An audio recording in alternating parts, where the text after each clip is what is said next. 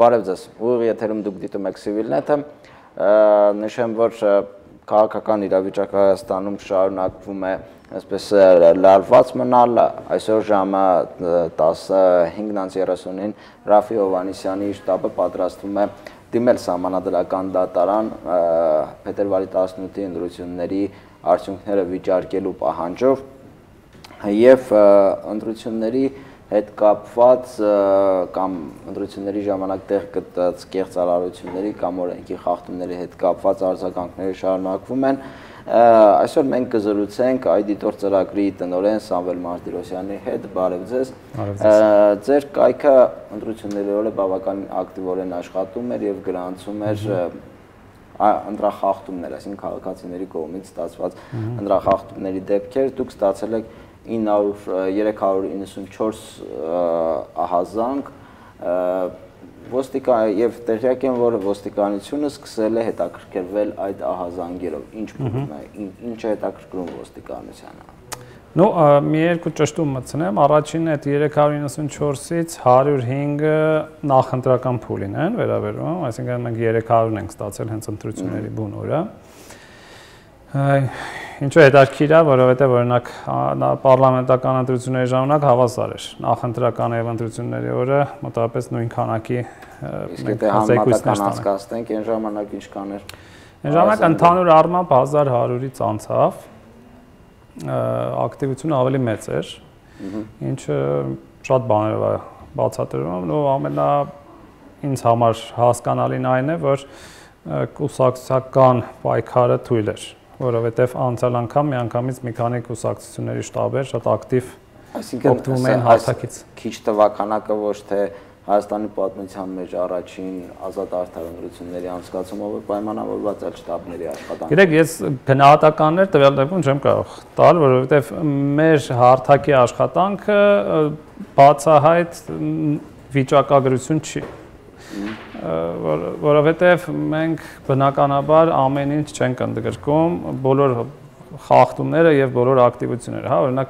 Հրանտ Բագրատյանը ինչ որ խախտումների մասին, օրինակ ցուցակների հետ կապված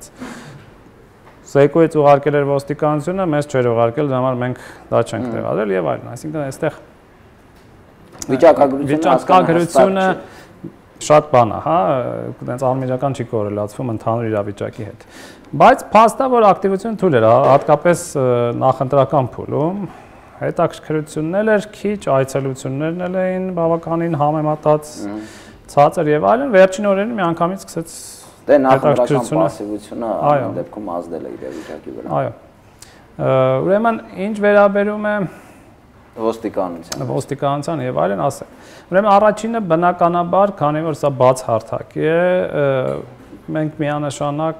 չենք կարող յուրաքանչյուր ահազանգ կոչել ընտրախախտում։ Դա որ մենք տենց ընտրախախտում չենք էլ կոչում, գրում ենք ահազանգ, որովհետև տեսականորեն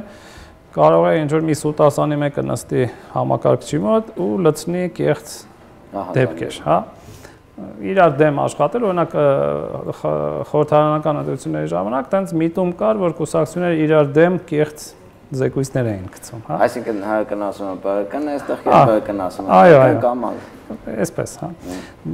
Դրա համար մենք մեզ համար մի չափանիշ ենք մտցրել, ահազանգ երբ որ գալիս է, մենք իրան պիտակավորում ենք կամ վստահելի կամ ոչ վստահելի։ Վստահելի դրվում է, եթե կա տեսանյութ, լուսանկար կամ ինչ որ մի հասարակական կազմակերպություն կամ լրատվամիջոց իր վրա է վերցնում ստուգելը, ստուգումը, հերկումը եւ այլն, հա։ Կամ էլ երբ որ քաղաքացին ինքը մեզ զանգում է, ներկայանում է, մենք ունենք իր տվյալները եւ կարող ենք ինչ-որ ճշտումներ անել։ Իհարկե դա էլ դեռ ոչինչ չի նշանակում, որովհետեւ դեպքեր էր լինում, երբ որ մարդ կոնկրետ ներկայանում էր, ահազանգը ներկայացնում էր, հետո ոստիկանությունը գնում էր եւ այս մարդը ասում էր ես չեմ եղել։ Նորմալ պրակտիկա է Հայաստանի պատմում։ Հիմա ես չեմ կարող ասել, այդ մարդը վրա ճնշում ա եղել, թե այդ ուրիշն է իր անունից օրինակ արել, հա, նույն էդ էլ է հնարավոր։ Բայց ինչը բան է, փոփոխություն ակնհայտ է, դա անցյալ եւ այս ընտրությունների հետ կապված մեր մոտ դա ոստիկանության ակտիվությունն է։ Այսինքն ոստիկանությունը այս բարակայում եթե հետաքրքրվում է, մենք տեսնում ենք գոնե հետաքրքրություն։ Անցանկամ էլ հետաքրքրություն կար, բայց շատ սպეციფիկ։ Ոստիկանությունը ընտրում էր ինչ որ ամենաանվստահելի ահազանգները, գրանցում էր դա, հետո ասում էր որ բան անվստահել էր, ոչ մի բան չգտանք, հա, բայց շատ ակնհայտ օրինակ դեպք կար, երբ որ տեսանյութով ապացուցվում էր քվեարկության ժամանակ մախինացիա, դա անտեսվեց։ Հիմա այս բարակայում, եթե նման վիճակագրություն անցկացնենք ոստիկանության հետաքրքրասիրության այդ ոլորտի հետ կապված, նման խնդրականություն կա թե ոչ։ Չէ, այս անգամ պետք է ասեմ, որ ոստիկանությունը իհարկե այդ 400-ի հետքով էլ չեն եկել, բայց պետք է ասեմ, որ այդ 400-ի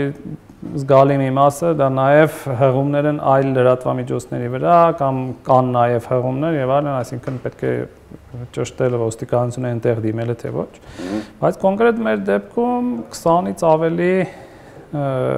ահազանգերի վերաբերյալ ոստիկանությունը եկել է ինչ որ պարզաբանումներ է հարցրել։ Ինչ բնույթի խախտումներ են կամ ահազանգեր են։ Շատ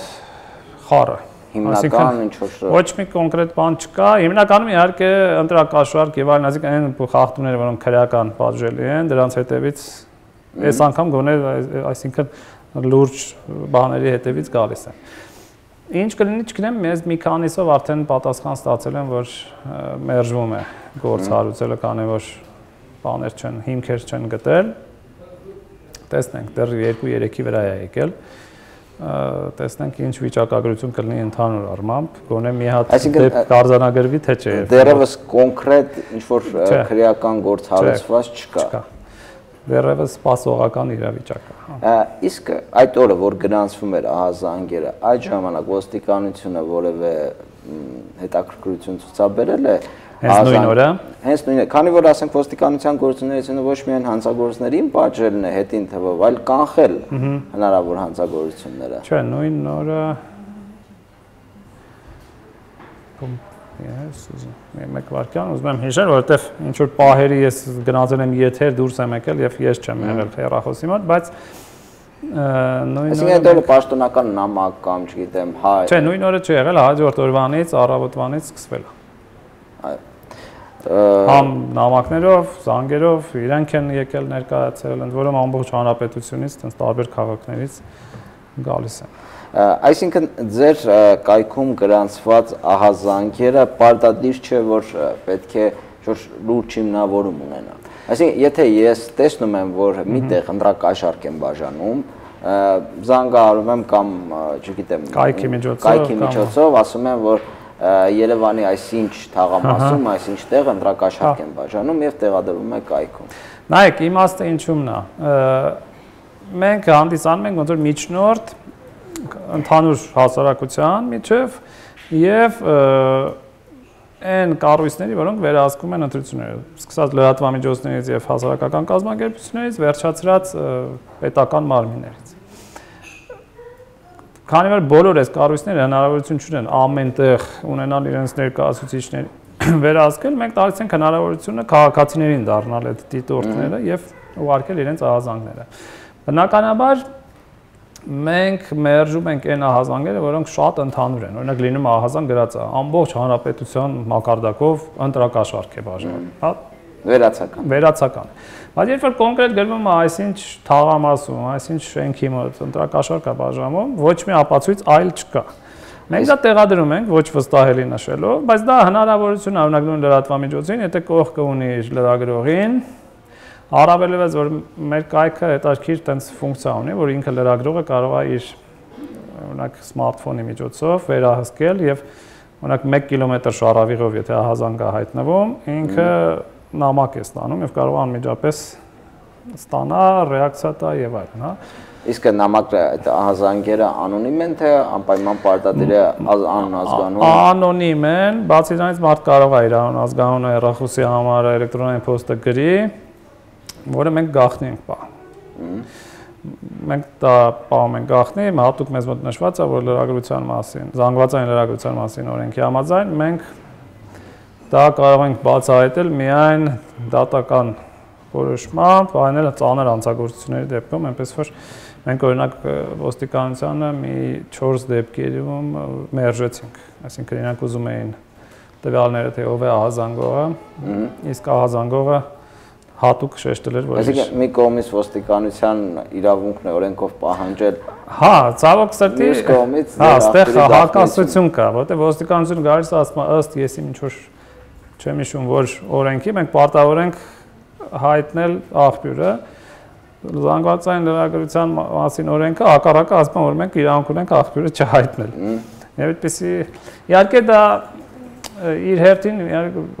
ոստիկանությունը ստանում է փաստարկ մերժելու շատ դեպքերում, որտեղ մենք աղբյուրը չենք բացահայտել, իրենք էլ ասում են աղբյուր չկա, ոչ մի ապացույց չունենք։ Հասկանալի։ Իսկ ինչ որ վիճակագրություն անցկացվել է ահազանգողների որ մասն է ցանկանում ներկայանալ, որ մասը չի ցանկանում։ Իմ կարծիքով ավելի շատ ներկայանալ չցանկացել։ Չէ, ասեմ ձեզ, որ այս անգամ հակառակը մարդիկ ավելի բաց էին։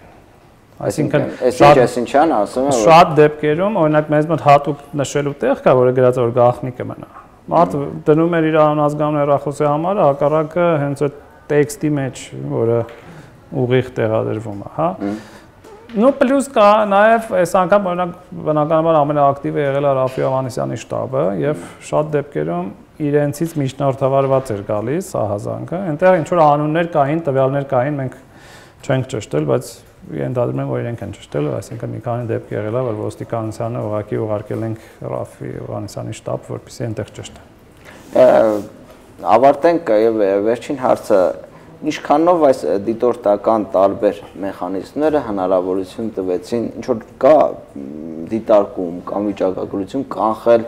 հնարավոր այսպես ավելի նորմալ ընտրություններ անցկացնելու նպաստել։ Գիտեք, ըստ իս այս տիպի ծրագրերը իրանք ինչով են կարևոր, նաև քաղաքացիներին գիտակցություն են բարձրացնում, այսինքն մարդիկ, օրինակ ես շատերի հետ խոսում եմ, ասում են, որ լինում էր, որ առաջ անցնում է ինչ որ խախտում է, որը ուշադրություն չէի էլ դարձնում, հա, հիմա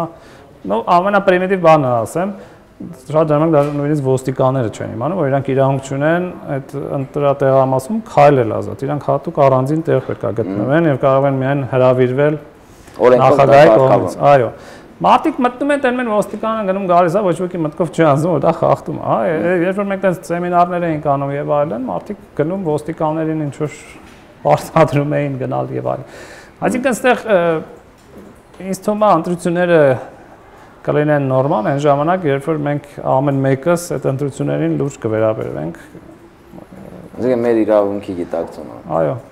Շնորհակալություն հյուրընկալվելու համար։ Հիշեցնեմ, որ հյուրընկալել էինք ID-դոր ծրագրի տնօրեն Սամվել Մարտիրոսյանին եւ խոսում էինք ընտրությունների օրը գրանցված ահազանգերի մասին եւ ոստիկանության հետաքրքրության։ Հետևեք Civilnet-ին, նշեմ, որ այսօր մենք ուղիղ միացում կունենանք Սահմանադրական դատարանից, որտեղ 17:30 Ռաֆի Հովհաննիսյանը ներկայացնելու է բողոք Սահմանադրական դատարան վիճարկելու փետրվարի 18-ի ընտրությունների արդյունքները։ Հետևեք Civilnet-ին։